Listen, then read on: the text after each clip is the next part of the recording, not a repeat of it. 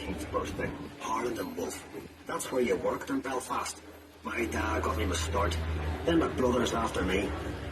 You could hear the noise from where we lived, but nothing prepared you for the size of the place.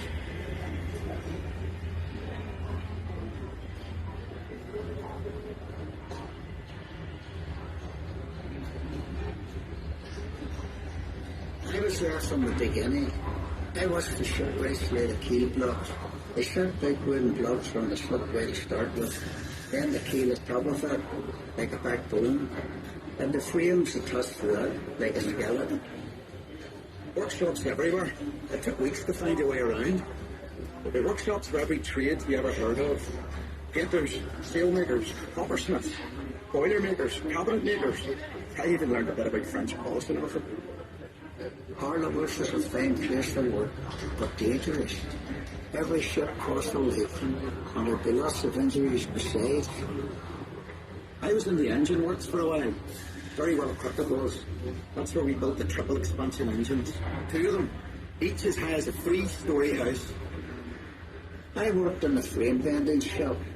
You'd heat steel beams in the furnace, then hook them onto slabs of cast iron, and hammer them curved. It was skilled work.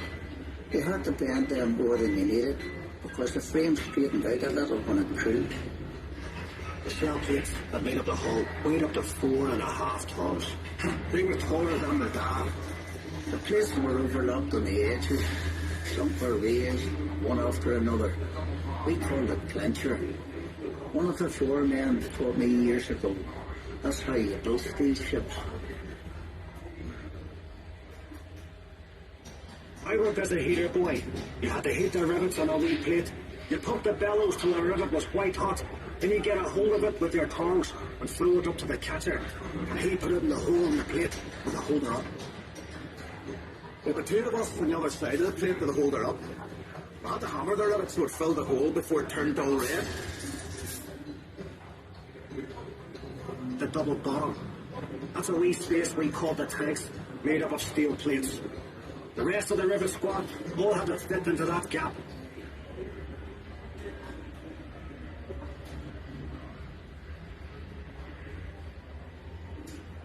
One of the foremen would check each rivet with a special hammer. If it made a ringing sound, we'd have to go back. Jeez, I'd get scared holding down in that double bottom. You only had candles for light. And the constant hammering against the shell plates. You could hear it all over Belfast. Some of those boys ended up stone deaf, so did I. We were paid 31 bob a week. The heater boy in Catcher got 16 bob.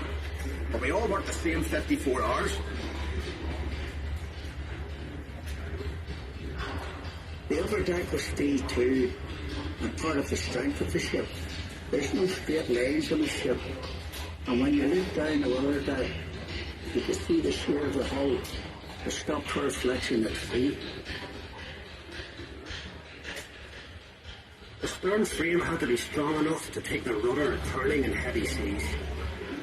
You'd have all these timbers and guy wires to steady the frame, and men scurrying around like ants underneath. When we came to launch day, I was torn between pride and fear. The standing ways were coated in tallow, train oil and soft soap. So the ship would slide when they shifted her weight off the blocks. That was the most dangerous part. And the shipwrights were knocking away the last props. They were under compression, you see, and the sliding ways would be released by the hydraulic trigger. 100,000 people watched the launch. Some paid a bob to sit in the reserve seating. There were extra trams laid on. Then we all went off to the pub to wish her well. Doc, you were proud to be an island man that day. And Titanic was the pride of Belfast.